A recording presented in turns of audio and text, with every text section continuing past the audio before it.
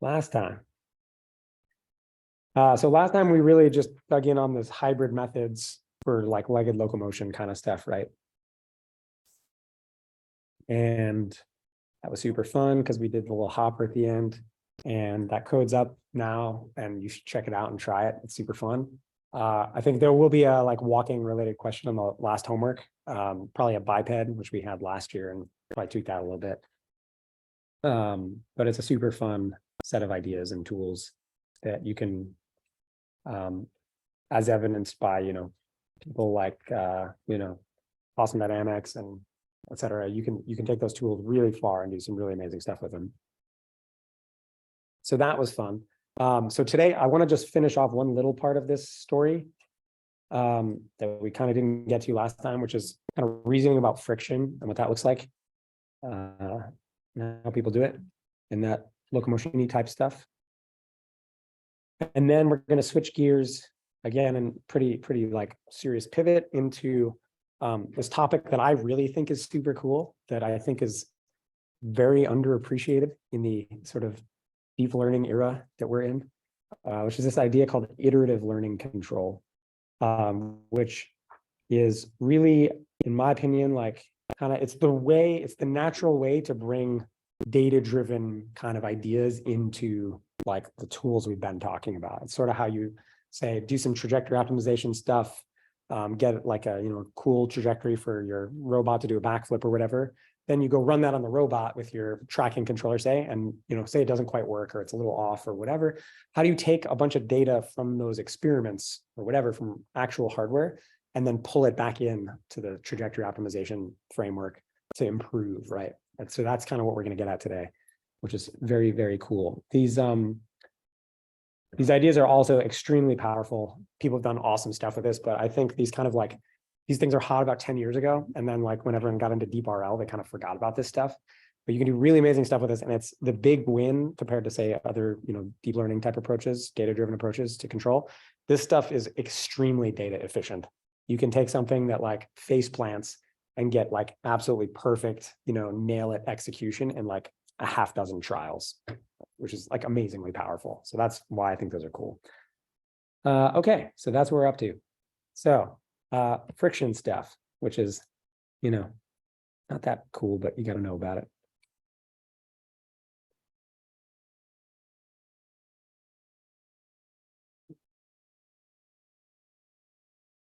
Okay, so basically in the stuff we did last time at the end, right, the hopper, remember we wrote down this like jump map when you impacted, where we zeroed out all the velocities of the foot, both vertical and tangential, right? So really kind of baked into there is an assumption that you basically have infinite friction, right? It's that you're always going to stop and you're never going to slip. That was what we were kind of really assuming there. And obviously that's not true in practice.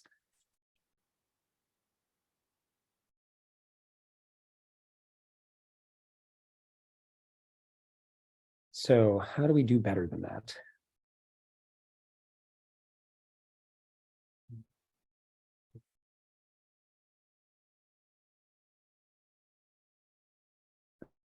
That's infinite friction.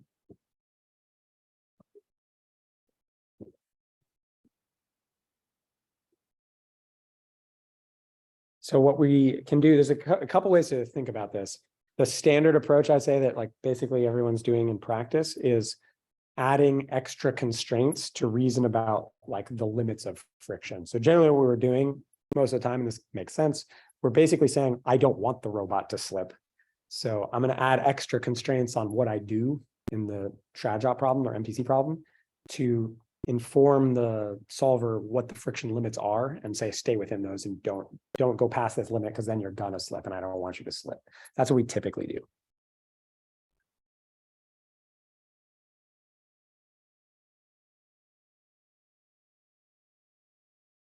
And we kind of talked about this idea of a friction cone a little bit before, and that's kind of what this looks like. Friction cone constraints for each contact point. So each foot, for example.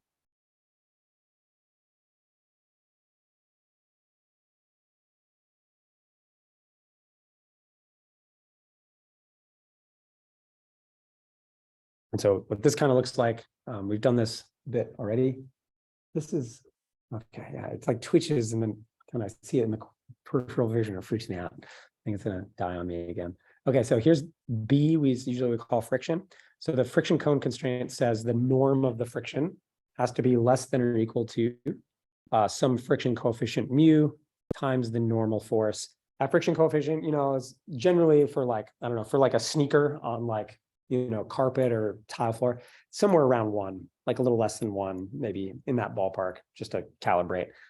Slippery ground, like rainy asphalt, maybe with a sneaker or tire, this is maybe like 0.3, 0.4. You get the idea. It is possible to have more than 1, higher than 1, like really, really sticky surfaces, like grippy rubber on grippy rubber is higher than 1, actually. So it's not upper bounded by 1, fun fact. Okay, so this is friction force. And to be super clear, this is always in R2. This is a tangential vector. It's tangential to the surface always, right? So this is always a 2D vector. You kind of go into a local frame, right? Tangential normal frame at the contact. So that's the friction force. This is the normal force. And this is a scalar. And then this guy is the friction coefficient. Again, the way we write it here, that's the magnitude of the normal force. It's in the sort of normal direction, and there's a coordinate frame kind of implicit in this, but here, this is,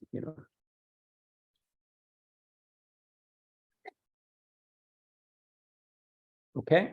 And then, yeah, we've seen this picture before, just to remind us. So here's the ground, right? Here's your contact point. Say your normal force is, doing this. And then if I've got a, friction force tangential to this, it's got to be inside the cone, right? So that's all it says. And the angle of the cone is determined by the mu, right? That makes sense. So here's N, here's B. Cool. Any questions about that? All right. So this is it. Basically, you can stick that in your solver with a mu, and generally we'd use a conservative, under approximation of the mu, because we're trying to make it not slip, and throw that in there. And then what will happen is the solver will, generate control actions that don't slip. That's the idea, right? Obviously, in practice, you can guess wrong and bad things can happen, and you can, violate this and then slip. But that's the idea. There's a problem with this, which is in principle, you can just throw this into your solver. And this is convex, and that seems good. The problem is actually, if we're doing, say, Dirkal with IP-opt, this kind of thing, most of those solvers actually don't handle these second order cones well. And it's because they're pointy at the bottom. The point at the bottom makes this thing non-differentiable. And it means that you actually end up having to use specialized solvers to do this. You can do it if you are good at writing this kind of stuff. You can easily write this down with a log barrier and interior point things, and it's all fine. And we've done this in our lab. But a lot of the stock off-the-shelf solvers do not support this. And if you try to write it down naively, it's non-differentiable and they'll kind of get mad at you. So here's the standard trick that people play when they do this in practice with off-the-shelf solvers. You linearize this cone. And when I say linearize, I mean, what you're doing is approximating it with a bunch of linear constraints.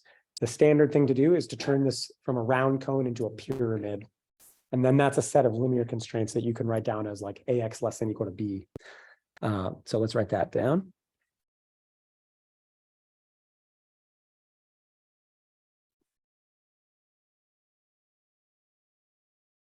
So something like, so I'll write down the math and I'll kind of explain how you get here.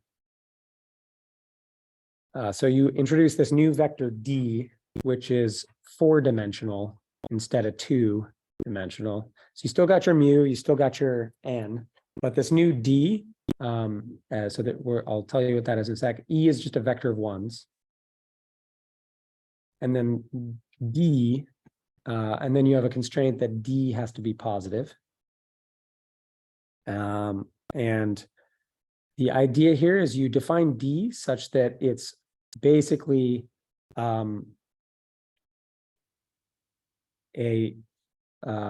such that that's true. So the way to think about this is D's got to be positive, and then I write it down such that basically the first two elements of D contain like the positive components of B, of my friction, and then the bottom two elements contain like the negative components. And so that if I add everything together like that, right, if I do, D12 minus D34, I get B back. The reason we do this, if you think about this for a second, what this is letting me do then is, what that says E transpose D, that's the sum of those elements of D, right? So what that's giving me is the sum of the absolute values of the friction vector, also known as the one norm. So what this is actually letting me do here is I'm actually just replacing the two norm in the original constraint with a one norm. Funny, weird kind of thing to do. The reason we do this is now that's a nice little linear constraint, right? And it turns out that one norm is an inner approximation of the two norm. So what this looks like now geometrically is like a four-sided pyramid inside the original cone. Something like this. Bad at drawing things, so let's see if I can do this. That should probably be a little.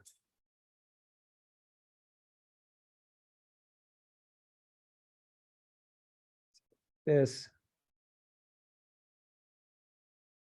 Cool. And like the original, round pyramid guy would have been sort of like this. That makes sense? So it's giving you like a conservative approximation, and if the goal is not to slip, then that's kind of fine. That makes sense. Yeah. So B is the original friction vector, right? And what I'm doing here is like setting up this weird constraint in terms of this D. The reason I'm doing this is that it's, so B is still in the problem, but I'm constraining it via that set of constraints and introducing this new D vector. Really, all I want to do is write down one norm of B. But the way to get that into a solver in a way that's differentiable and like, linear constraints and blah, blah, blah, is this trick. This is actually a very common trick that's very useful. Anytime you want to minimize the one norm of anything, this is how you do it. You introduce a new vector that's twice as big as the original vector and play that trick of basically taking out the positive and negative parts kind of separately, making the whole vector positive, and now you can sum that guy and get the one norm. So this is a trick that shows up all over the place in optimization, but that's generally how you want to compute a one norm. Also how you compute infinity norms, very, very related trick, almost the same trick. Yeah. Why not work with the original? Like, I'm not quite certain why the expansion report mentions necessary. Why not work with the original B and impose separately, like the sort of left hand and right hand linear constraints?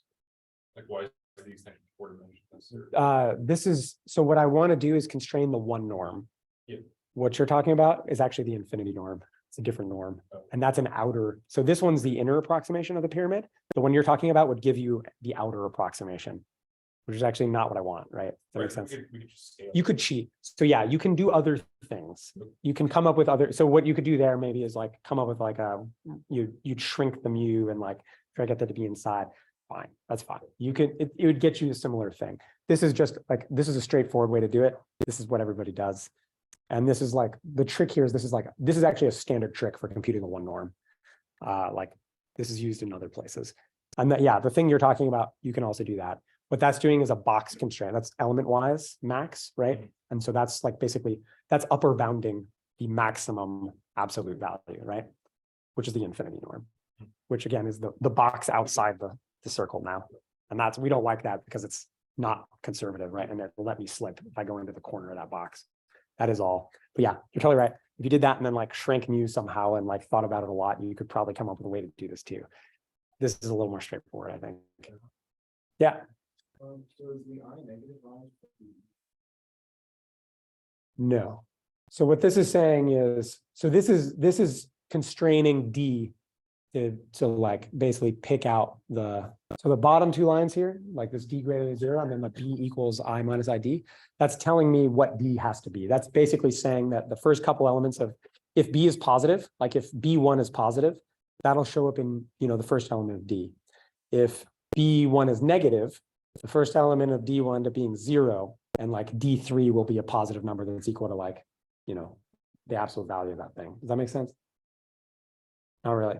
We can draw it out. That like basically what's happening there is it makes like D is going to end up with the like containing the absolute values of the elements of B. B is 2-dimensional. D is 4-dimensional. Yeah. Cool. And I'm constraining D, the elements of D all have to be positive, right? So if there's a negative number in B, the first part of D is going to be 0. The second part of D is going to have the absolute value of that element. That make sense? So B is equal to D1, D2 minus D3, D4. You got it. Yeah. Yeah. Exactly. Yeah. So, 2 questions. So the first one, why not? So the equation, why not approximate as like a quadratic equation? Like B transpose B. Why not square it?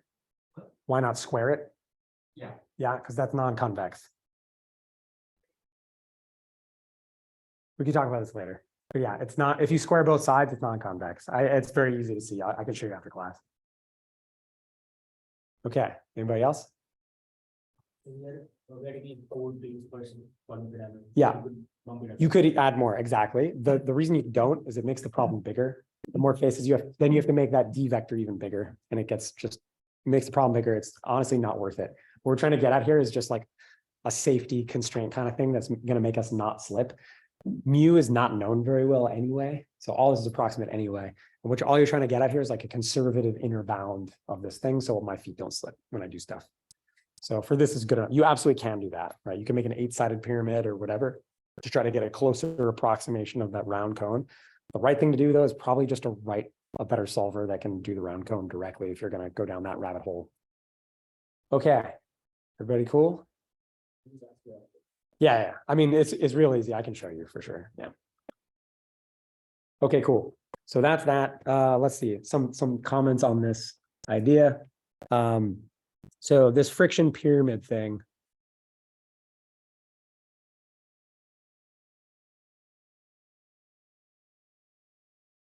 Is linear now and means it's easy to throw into like a QP. And this is what everybody does in the online QP controller. So like the Cheetah controller, blah, blah, blah, they all do this.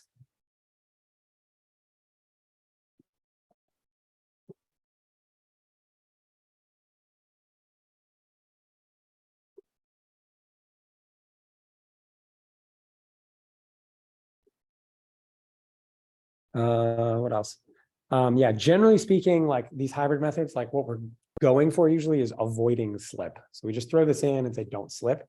If you actually want to reason about slipping, like if you want to make the robot slip in some context, this can't really do that. And what you need to do there is a little trickier. Like actually what you want there then is slipping is actually a new mode. So if you think about like the whole contact mode thing, you'd have in the air mode, sticking contact mode, and a slipping mode. And you'd actually have to explicitly model the slipping as another contact mode, which is kind of nasty and generally just gets weird and we don't really do it. So that's maybe a limitation of this approach is that you probably like, it doesn't really reason about slipping. And if you wanted to reason about slipping in a sophisticated way, you'd probably need to do something else.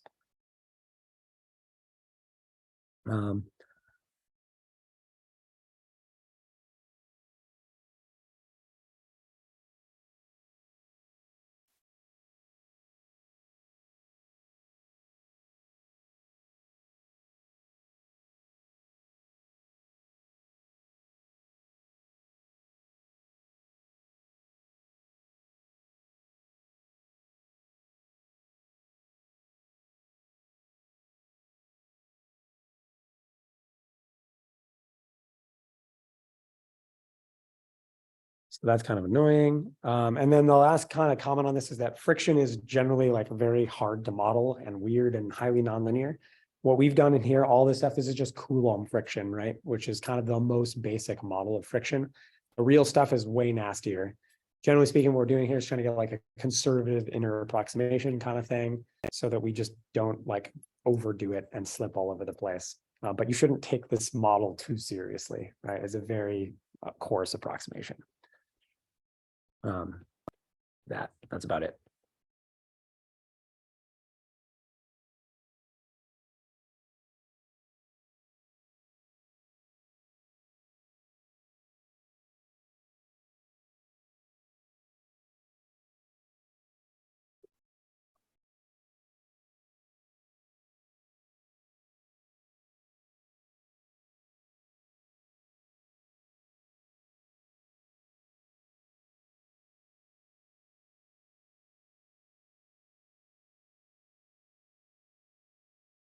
Okay, any questions about this stuff? There's weirdness, come ask me after, it's cool, this is weird stuff. But that's kind of it. So that ends our discussion of like legged locomotion stuff for now. We will revisit this in the case study sort of portion of the class, and we'll talk like in some detail about how like the stock kind of legged robot NPC controllers work. But yeah, that's kind of the big ideas. All right, on that note, now it's time to do some more interesting things. I really think this stuff is super cool. So hopefully you do too. So kind of the next kind of big picture question we're going to ask, right? So far, we're doing like all this model-based stuff. We have a model. And we're assuming, not that it's a perfect model, right? We do a lot of linear approximations and stuff, and that stuff generally works great. So it's really like you have a model that is good enough, that's like decent, that gets the job done. There's always model errors, right? But the kind of the question we're going to ask now is like, how do you deal with that, or kind of, reason about these in a kind of, data-driven way. Like if I have a robot and I do some experiments, I collect a bunch of data, there's errors, doesn't match the model, like what do I do about that? And like, how do I think about that in the context of control? B1, like mod of B1 equal to is mod of B1 equal to B3 and mod of B2 equal to B4. Is it like what we Sorry, mod? like absolute value of So yeah. D1, D3 and D2, D4 are they equal? Like magnitude. They're not equal. They're clamped, right? So like if B is negative, then the like, D1, D2 things are 0. And the D3, D4 things are the absolute value of that negative, number, right? So D1, D3 are like complementary. I suppose. I don't know what that word means in this comment. Like maybe 1, 0. Yeah. They're either 0, like one or the other 0. Yes. So yes, cool. That's not exactly what that word means in the sort of, KKT kind of condition context, but cool. Okay, so model errors and stuff. Here's some thoughts. Okay, so yeah, models are always approximate. We all know this. We're all engineers. And also like kind of at a deeper philosophical level as like controls engineers, right? We often prefer simpler models to more complicated ones, even if we give up accuracy, because usually the simpler models are easier to deal with computationally, easy to analyze, right? And in controls, we use linear models as long as we can get away with it, right? So we're all about simplified, kind of models and stuff. But that definitely comes at a cost in terms of like performance and stuff like that.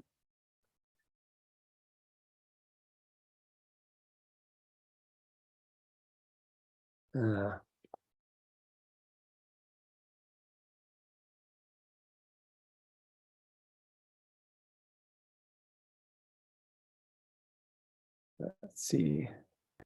And sort of another way to think about this is that like the model only has to be good enough so that the controller can stabilize the system, right? Like that's what we care about at the end of the day. And usually like feedback is really good at mopping up model error.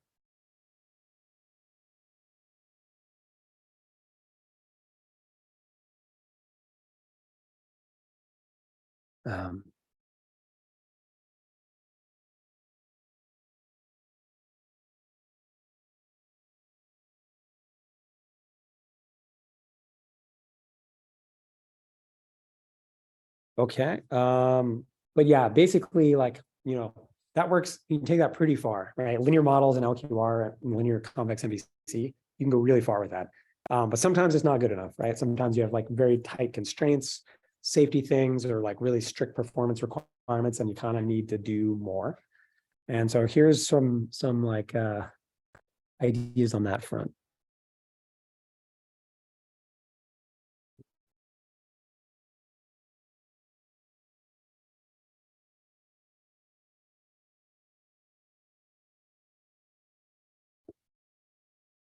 Yes.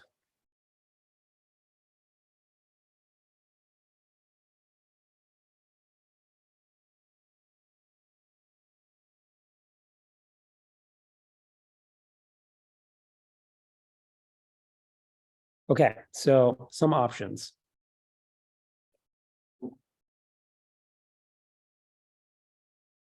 And these will not be surprising. I think. So like the first kind of thing to do is if you have a decent model that you think, qualitatively describes the physics, but you just don't know the parameters in the model, right? So like I have a model, but maybe I don't know the like link lengths, the inertias, this kind of stuff perfectly. You can start with parameter estimation, right?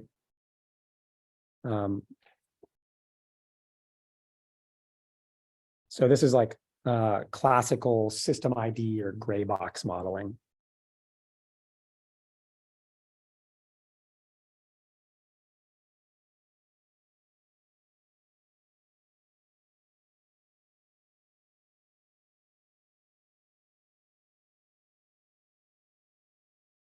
And so, yeah, this is like, for example, masses and stuff like that.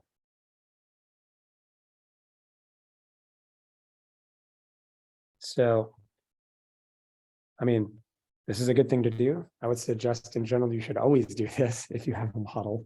But this has some sort of, kind of trade-offs. So like I would say, this is extremely sample efficient.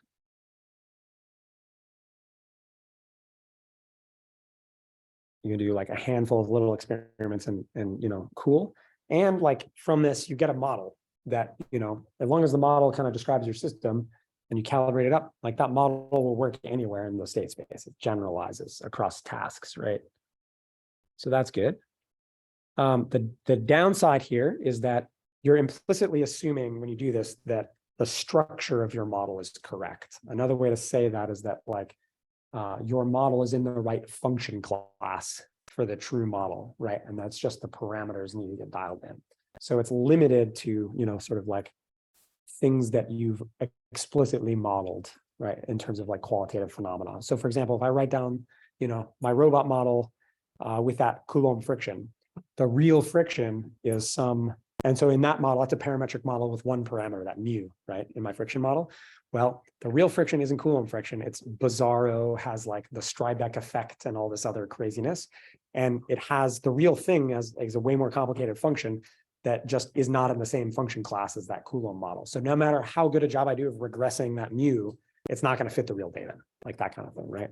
You need a more sort of rich descriptive, function class to capture the real thing, maybe. Okay. Yeah.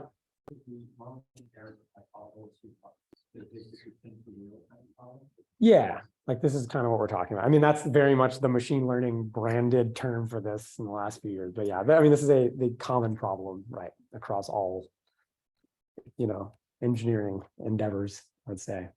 Okay, so that's one option. Sort of the new school, way of thinking about this would be sort of just straight up model learning. So like maybe here, you collect a ton of data and then you just fit a big function approximator to the data, big neural network, blah, blah, blah, for your dynamics model, right?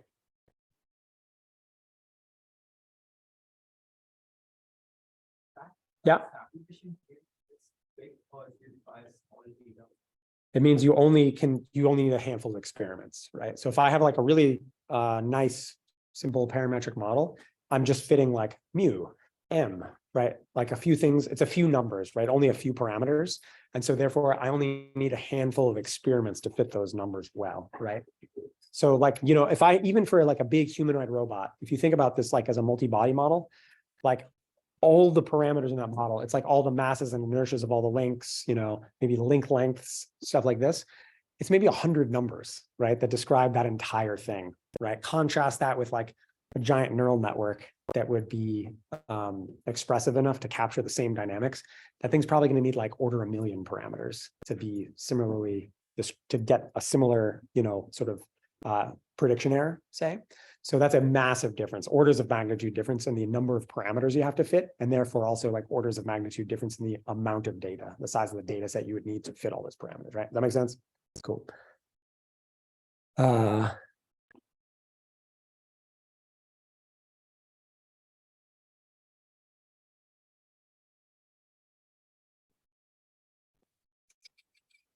Okay, and this classically you call this, I mean, people have been doing this forever, you know, so neural networks have actually been around for kind of a long time at this point, you know, people doing this at least in the 80s, earlier still. And like, even before then, people would do this kind of thing with polynomial regression, say, you know, so people have been doing this a long time with various function approximators. And like classically, you would call this black box system identification, say, or modeling, as opposed to gray box, which is the other one, right?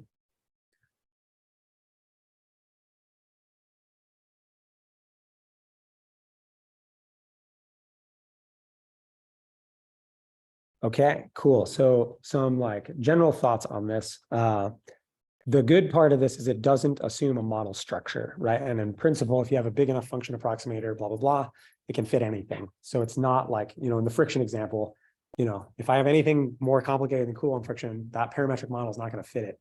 Whereas if I put in some big function approximator, it'll fit anything. And like in principle can you know, generalize across any kind of dynamics. So it doesn't assume a model structure. Also generalizes, you know, in the ways we talked about. In principle, if you fit a good enough model over the whole state space, now you can do anything you want with it. The big, you know, negative compared to the other thing that we talked about is this is not sample efficient, right? You're talking tons of parameters and lots of data. And as like a general philosophical comment, you know, this is fine in a lot of regimes of machine learning, but like in robotics, the data is hard to come by. You can't mine the entire internet for, you know, for data for this stuff. You have a robot, you're trying to fit a model for a robot. And it means it's a lot of experimental data on one piece of hardware. Often you just can't do that many experiments, or the robot breaks after a few experiments in the lab, right? So this gets really hard to do in practice.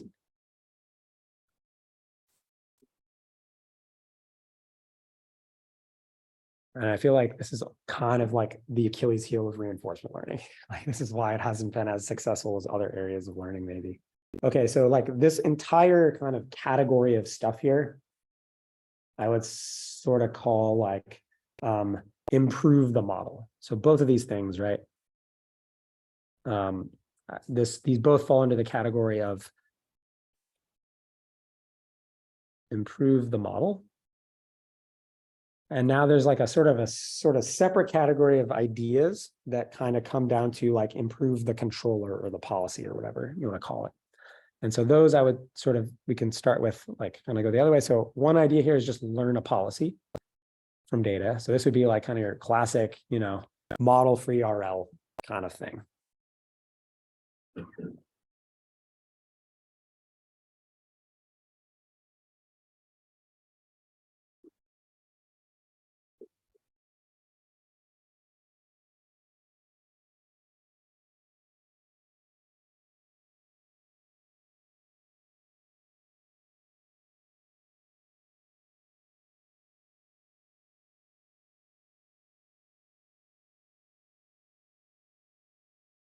Okay, so you can do this. Obviously, people have been doing this a lot lately, and you can get some cool results. I'm not gonna, you know, deny it. There's cool things in there, but so I'd say like, you know, pro here. This makes very few assumptions on like the dynamics, the system, blah blah blah. So it's very general, but kind of I think you know hopefully getting the idea here that this is really where the trade-off kind of comes down. You can call it like inductive bias, whatever you want, but like there's this trade-off between kind of, you know, fewer assumptions, generality, whatever, and data efficiency and this kind of thing, right? So the fewer assumptions you make, generally you're going to need more data. So like kind of other things about this, right? This approach, as opposed to the other kind of ideas, these generally don't generalize. They're going to end up being like pretty task specific, only cover certain parts of the state space, this kind of stuff. As opposed to like a model that you can just take and do other tasks with, right?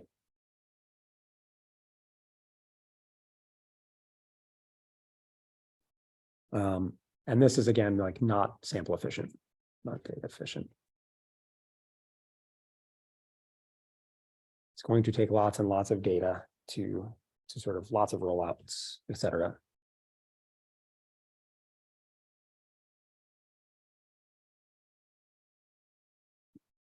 Okay, cool. So everyone knows what that is, hopefully. Here's the fourth option, which I would say is roughly, you know, we kind of talked about like the parametric model versus the learn model. We talked about the learn policy. This is sort of the other side of that side, right? So I'll call this like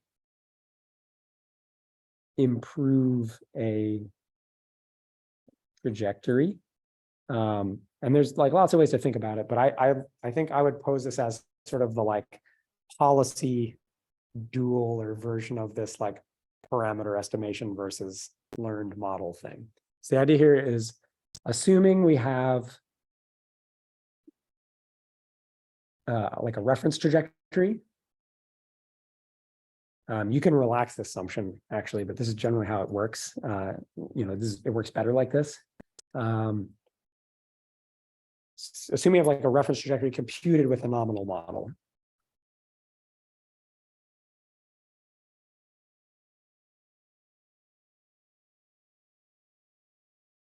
The idea now is we're going to take that, execute it on the system, probably with a feedback controller to track it, right, with LQR, MPC, whatever.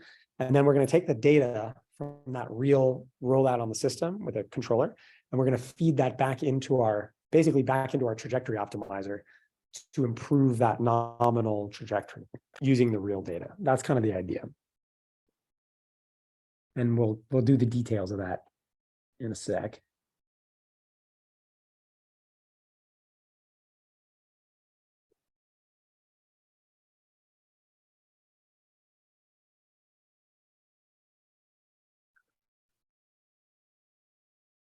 Okay, so kind of cool things about this. This makes relatively few assumptions.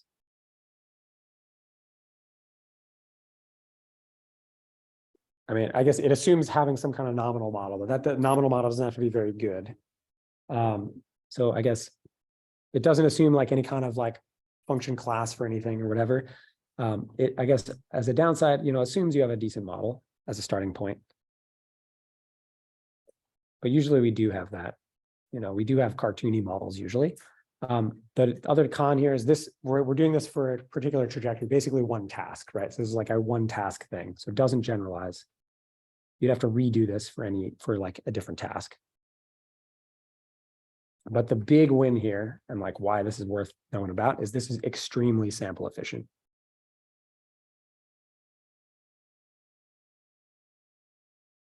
Cool.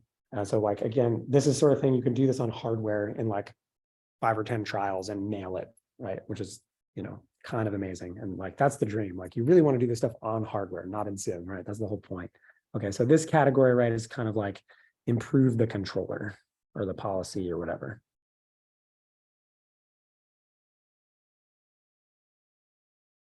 Okay, any questions about that set of ideas? It's very similar to very similar to when first like linearization. Yeah, kind of. So the idea here is what you're doing is you have this trajectory, control trajectory through time. That's a very small thing. Like it's basically UK along your trajectory, right? So in terms of like the number of parameters there, it's the controls in a single trajectory, as opposed to trying to learn a global model or a feedback policy, right? That's got to map states to controls over some whole region of state space. It's basically, it's like a one-dimensional thing, right? It's just parameterized by time. It's like a very small object to learn, right? Or try to dial in, as opposed to, right, a feedback policy, a big model, blah, blah, blah. So this is, again, the reason is data efficient because you're really only trying to fit something small. That's kind of the key idea. It turns out super, super effective in practice. So let's do that. We'll talk about how you do this and then hopefully show you some stuff. We might have to, this might bleed into next time, but we'll see how we do. There's like many angles on this idea. This is, again, this is not a classical optimal control idea. This is an idea that came out of the robotics field. This came out of industrial robotics in the 80s. And there's many flavors of this. The flavor I'm going to talk about is like the most modern version or incarnation of this idea that sort of dates back to like circa 2010. This is like a 10-ish-year-old set of ideas that I'm going to show you. That again was like hot right before DeepRL like took over the world. And I feel like there's still some really underexplored stuff in here. Okay, cool. So let's see. Yeah, okay. So one way you can think of there's many ways you can conceptualize. You can think about this from a lot of different angles, and there's like a lot of interpretations of what I'm going to show you. One angle is you can think of this kind of like a very specialized policy gradient method.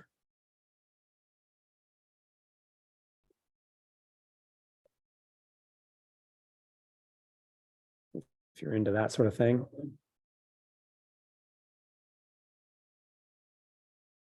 On a policy class.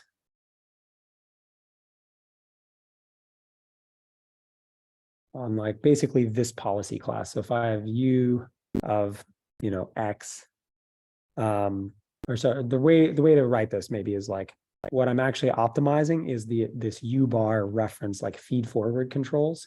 And my feedback policy is something like this.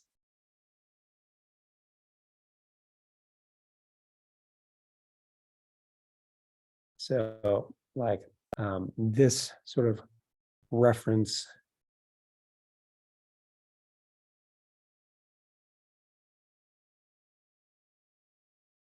this is the thing I'm actually optimizing. And then this can be anything.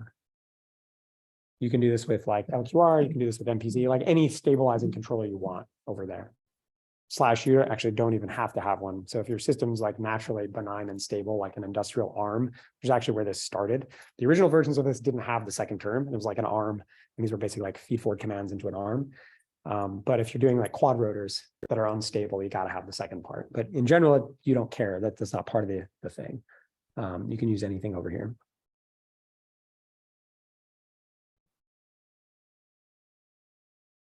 And so what we're doing is actually collecting data and updating the U bar.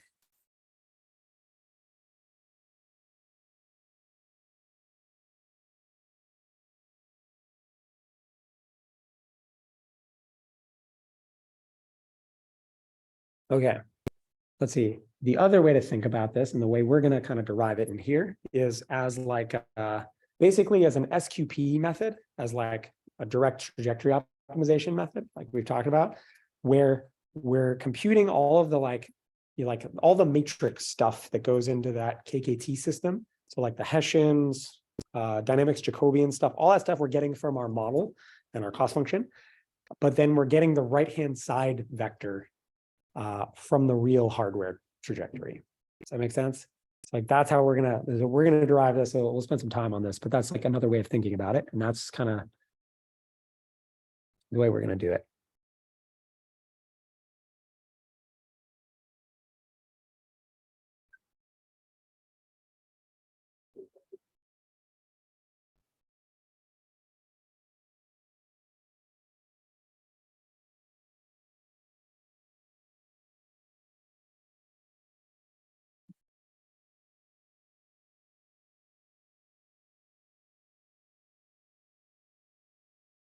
You can also kind of think about this. There's a lot of different versions of this. You can also think about it as like a DDP method, if you go that route, where the forward rollout is in the hardware instead of in the simulation, and the backward pass is using the simulator derivatives. So sort of, it's like this halfway between, right? You're using like the derivatives and stuff from your model, but you're using like the hardware system as the rollout simulation or dynamics, and you're blending them both. It is cool. Okay, cool. So let's kind of get into, we'll do a version of this. Again, there's a lot of versions. This one is kind of, I think, one of the more modern incarnations of this idea. So let's assume we have a reference trajectory that we computed from like, our nominal model offline, whatever.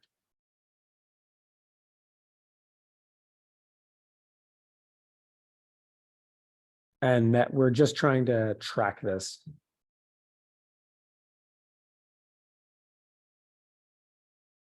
Okay, so let's write that down. So we're going to do min over, say, X and U, our usual thing, cost function. And our cost function is going to be like a tracking cost. And it's going to be, trying to track the X bar.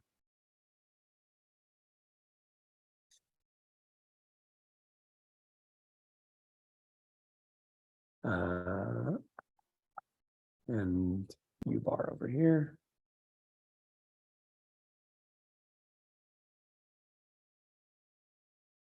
And then what else? And then, yeah, like we'd have our terminal cost down here as well.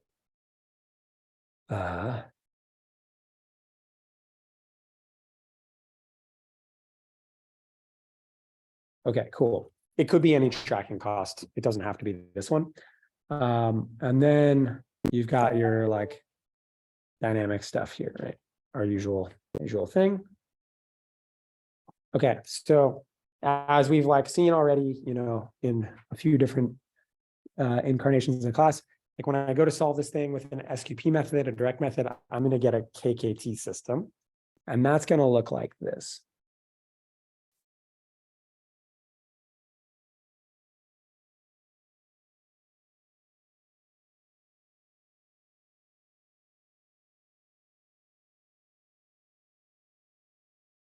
So we're going to have, say, Hessian stuff, constraint stuff, the zero block there, and then this is going to be, we're going to call it delta Z, which is all the decision variables, and then our Lagrange multipliers.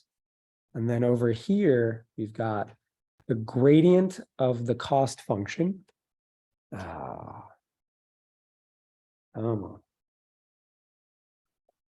were doing so well. Ooh, it's back, it's back. Right. Okay, cool. So gradient of cost stuff, and then the dynamics constraints. We're just going to think about the dynamics for now. You can also put in torque limits, obstacles, any other constraints you want. You can stack it all up in there. Let's just think about dynamics for now, though.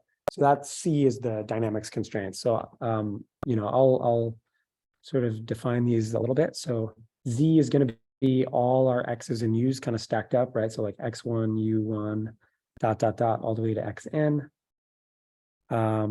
C, these are our dynamics constraints stacked up. So like blah, blah, blah. It's going to be, you know, F of XK, UK minus XK plus 1, this kind of thing, right? For all the time steps. And then the big C's in that KKT system, right? Those are just partial C, partial Z, the Jacobian of these dynamics constraints, right? Okay.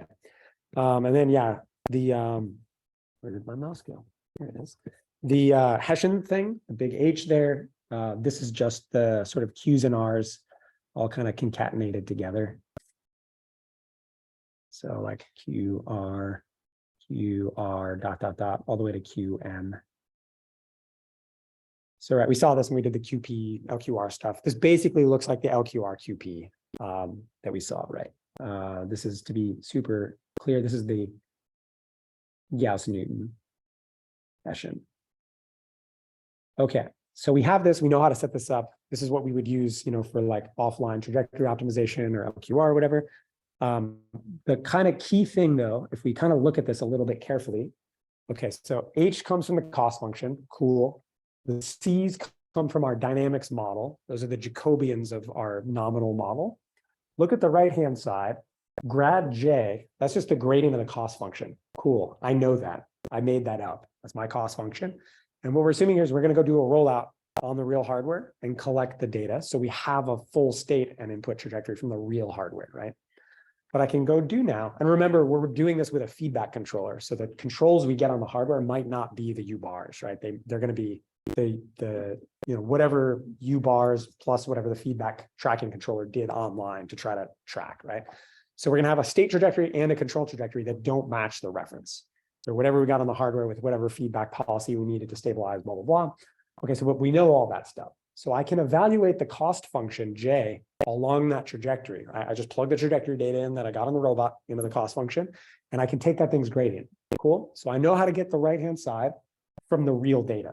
That's kind of the key thing. So, okay, grad J comes from the real data, from the real robot. Plug into the cost function, take the gradient. That C, let's think about that for a second. What is that C? It's the error on the dynamics, right? Like look at the dynamics constraint C down there. It's the error in those nominal dynamics, right? So here's like the key mental leap. What we're going to say here is, I don't care about the model. that I used offline. I know it's wrong. I just ran this on the real hardware. So with respect to the real dynamics, there's no dynamics violation, like by definition, right? Everyone follow me? So forget my f of x, u. I'm going to say, look, I ran this on the real system. It obeys the real dynamics, like by construction, by definition. So I'm going to set that c of z term in the right-hand side vector to 0. That's it. So I take the real data, evaluate grad j along that trajectory. I can evaluate the h's and c's, right, using the nominal stuff, the cost function, and I just set that c as 0. Cool. Now I have QP I can solve for an update on the states and controls. Everyone follow me? So there's little c and big C, and I apologize if this is a handwriting issue. Okay, so there's the constraint C, which is this little c. Yeah, sorry. Little c is the constraint. Yeah, that's bad. Okay, you got me. The little c is what's on the right. So when it's c with an argument, that's the dynamics constraint. Definition, rightmost definition would be that C of the.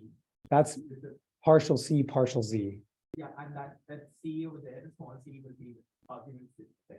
Yes.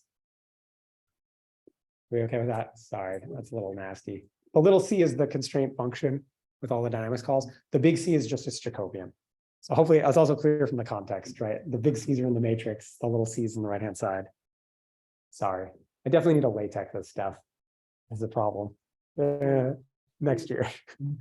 So C in this case is the dynamic constraint, but what if we have other constraints? Yeah, you can put them in. That's fine. So they're all C. No, I mean, for right now, we're just talking about the dynamics constraints. Yeah. But yeah, in principle, you can put in whatever constraints you want in there. In particular, the ones we usually do are the torque limits, like the actuator limits. We basically always put the actuator limits in here. You maybe put in some state constraints if you have ones that you really care about. And you could, in principle, you can. There's no reason not to. There, you'd have to evaluate those constraints at the, on the real data, right? So you'd have those constraints say, oh, robot can't go over here. You write that down as a constraint. What you're going to want to do is plug in the actual trajectory data into that constraint. That constraint might be violate, right? So that would have a non-zero entry in that right-hand side. The dynamics, though, that's all we're talking about. The dynamics, because it's coming from a rollout on the real hardware, we're going to say, like, by definition, that has no dynamics constraint error. It might violate these dynamics, but those are not the right ones we're saying, right? That's an approximate model. It definitely obeys the dynamics on the real robot. So we're going to set that to 0 and just kind of keep checking. Okay. U-bar is coming from the real robot, right? And like U-bar is coming from the real robot. U-bar and X-bar. U-bar and so if we have a goal, like you want to do a task, but we don't know. Oh, sorry, no, sorry. U-bar and X-bar, the nominal references that we optimized offline. Wait, what am I saying here? Yeah, this is kind of. So this is the cost function that we're optimizing. The bars are the reference values. We're going to minimize this cost function. Like the stuff down here is like, I've Taylor expanded this and blah, blah, blah. And I'm going to like go evaluate that cost. So in that cost function, the X's are the real stuff. So U-bar and X-bar are coming from the simulator. Yeah. They're whatever I optimized offline. And yeah, this is a bit loose.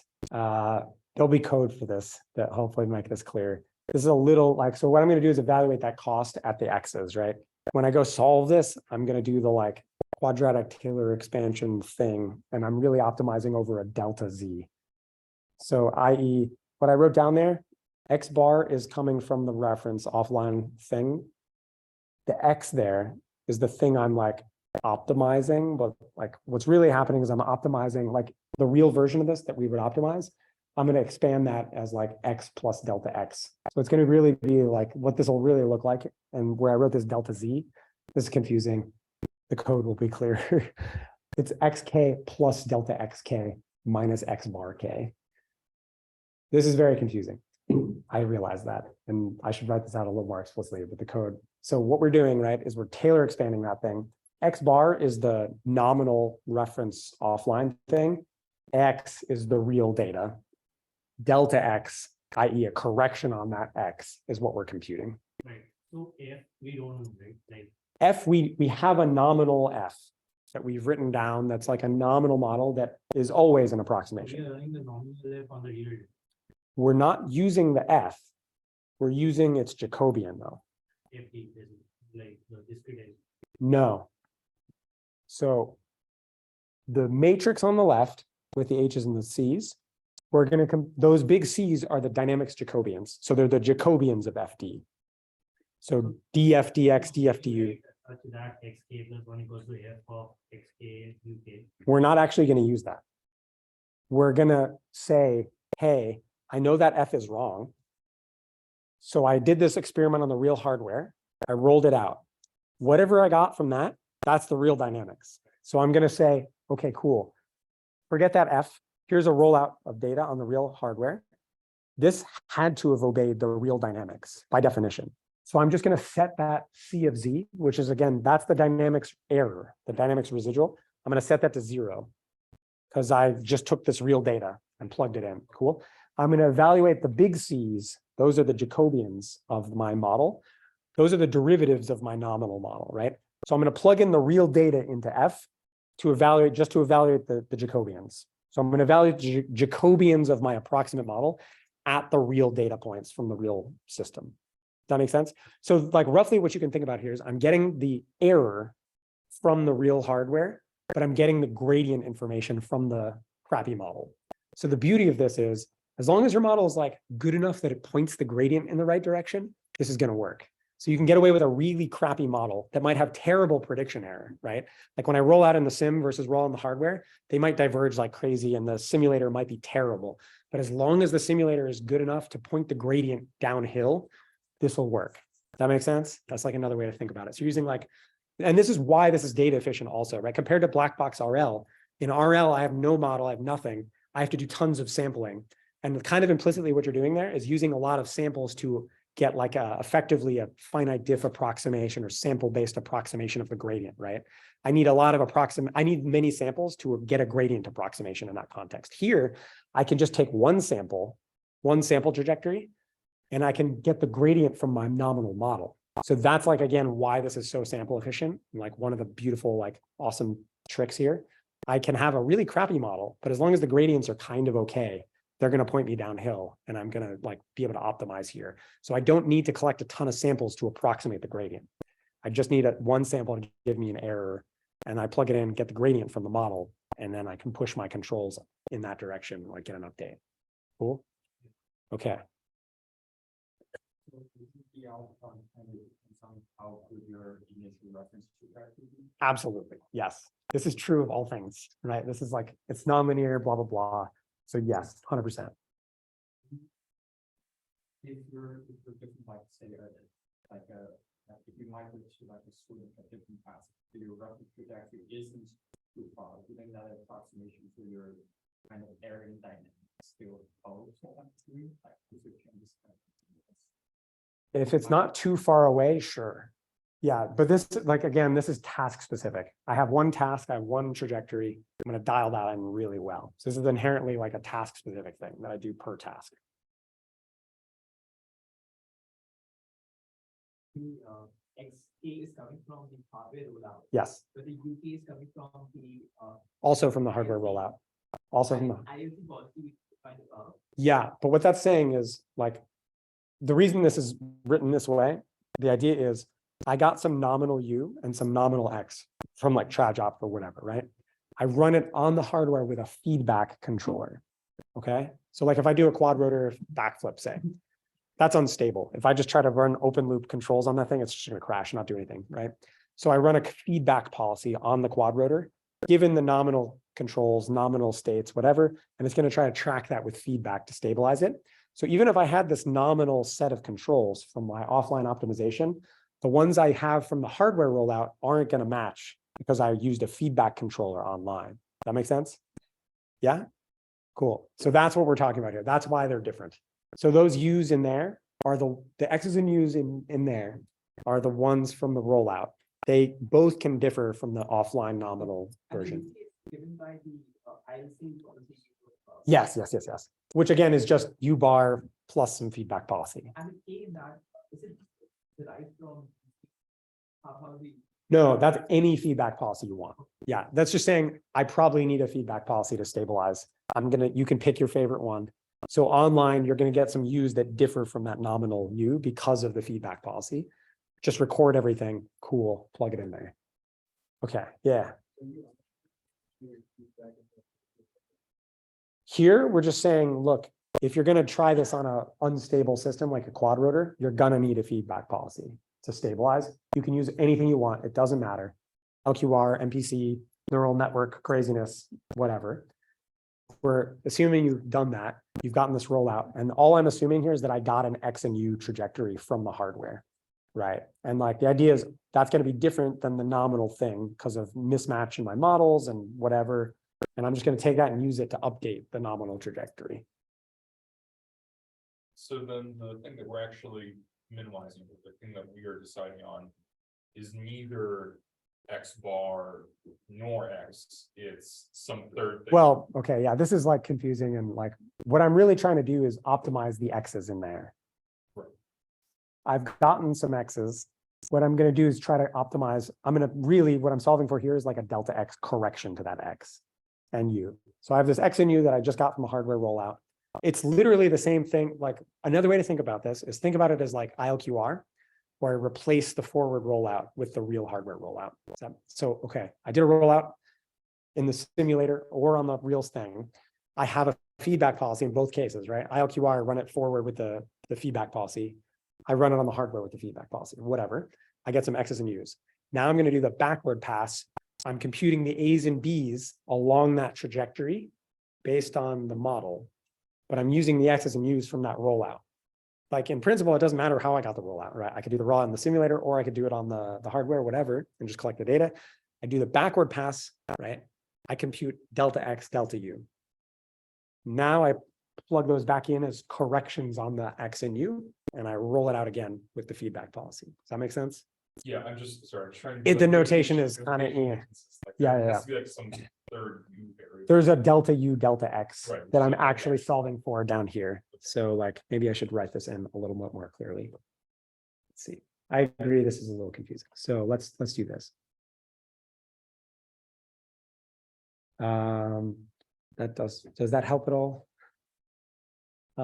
Sure, but like my point is, delta U, when we take the next step, is that updating U, or is that updating U bar or some third U squiggle, which is Yeah. putting to get. So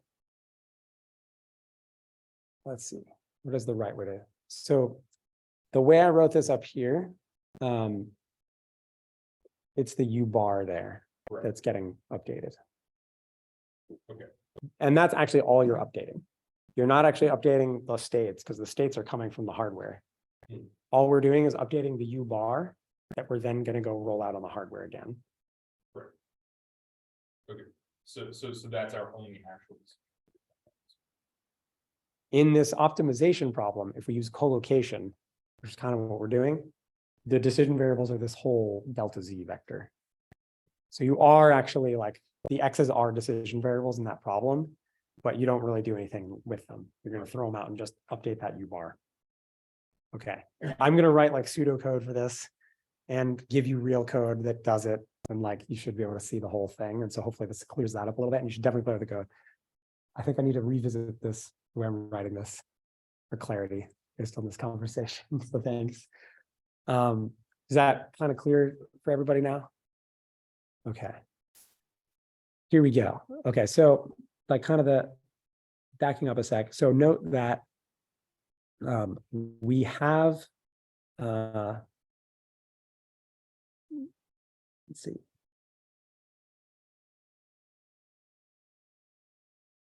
Yeah, okay. I'm just gonna kind of, there's some things we could say about that, but I don't think that's okay. So two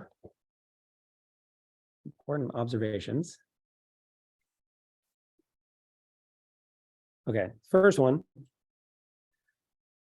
if we do a rollout on the real system, that's kind of what I was saying before. C of Z equals 0 always. Sort of by definition, you're saying I rolled it on the hardware, it obeyed the real dynamics. So maybe for the true dynamics.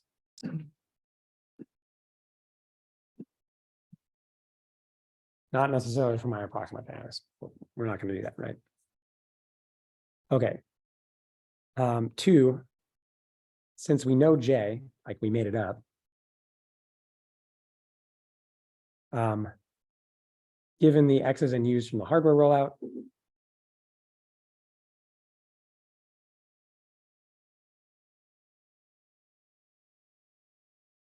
we can compute the grad J.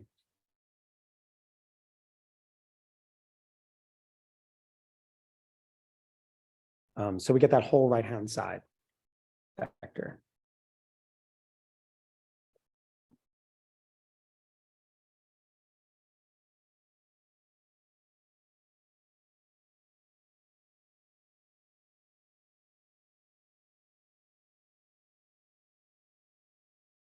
And we also know H from the cost function.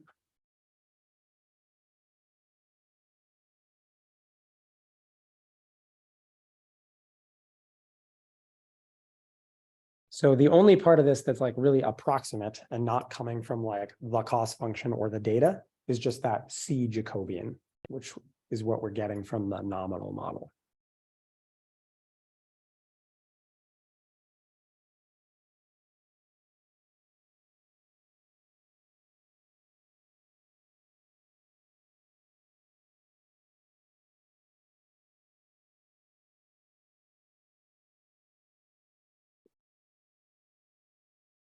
Okay. What do we say about this? So there's like a standard, so that's kind of it. An extra little wrinkle, trick, whatever, like a standard trick here is if we are doing this given a nominal trajectory that we computed offline, and assuming like things are pretty close and our model's okay and whatever, and that our tracking controller did an okay job and we're not totally off the rails, the idea is that we're probably going to be pretty close to that reference, right? And so given that, and given that the model's approximate and kind of crappy anyway, a standard move here is if the rollout succeeds, and kind of gets you in the ballpark and isn't super terrible, then what we typically do is just evaluate the big C's about the nominal reference and leave them constant and like don't even bother updating them in the loop on this thing. Again, everything's approximate anyway. If the rollout was successful and didn't crash, you're probably pretty close to that nominal thing anyway. Therefore, it doesn't matter. Therefore, just use the nominal stuff and it's just as good. You can also do full up like nominal, like hopefully the interpretation of this as like, DDP with a hardware rollout. Hopefully that makes clear you can do like full up traj op with this without any simulator, right? You can totally replace the simulator with the hardware in here and like just do straight up from scratch trajectory optimization. The reason you maybe want to bootstrap it with the simulator rollouts first is that doing hardware is expensive and you don't want to crash things and break your robot. So it's smart to like bootstrap it off of simulator rollouts. But then kind of one way to think about this is you get your trajectory optimized first with the simulator, then like you can polish it with a few rollouts on the hardware at the end to dial it in, right? So this is like a way of thinking about it. There's a lot of ways of thinking about this. Okay, so let's. Yeah, so feedback's always gonna like help you with model mismatch. The idea is, okay, if this is kind of off, I roll it out with a feedback controller. It might not crash, but it might like not exactly get to the goal. It might like kind of be off, right? Not perform super well. By doing these rollouts now on the hardware and feeding those errors back in to this, I'm updating the feed forward controls, the U bar, such that basically I can eliminate those errors, at least the systematic, deterministic, repeatable ones. Stuff that's due to random noise and disturbances, no, that's still going to be there. But any systematic errors, right, that show up every time, this will get rid of those, right, which is pretty powerful. So this can really help you nail stuff. And like, I'll show you if we have time here, some videos of like pretty impressive stuff with this. Let me write that down real quick. So since our nominal model is approximate,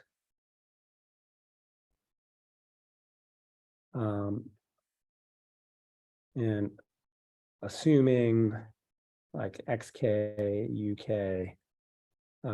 is already close.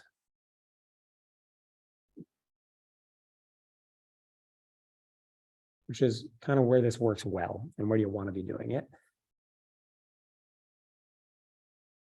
You can just use the C evaluated at like X bar, U bar, which can be computed once offline.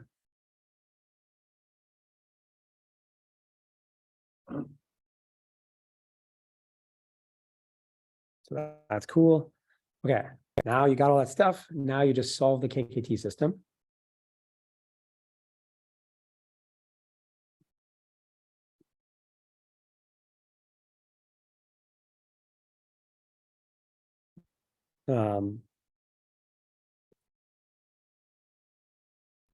Update the U bars.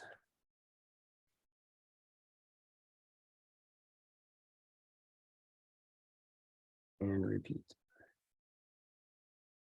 And then finally, you can also easily add like whatever other constraints you want. Like in particular, torque limits are very easy to handle here.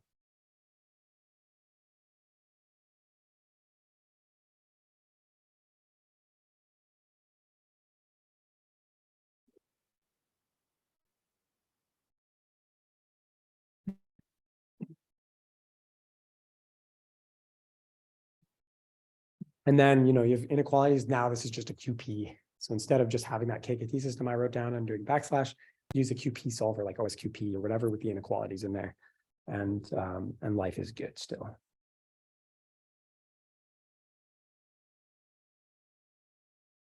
Okay.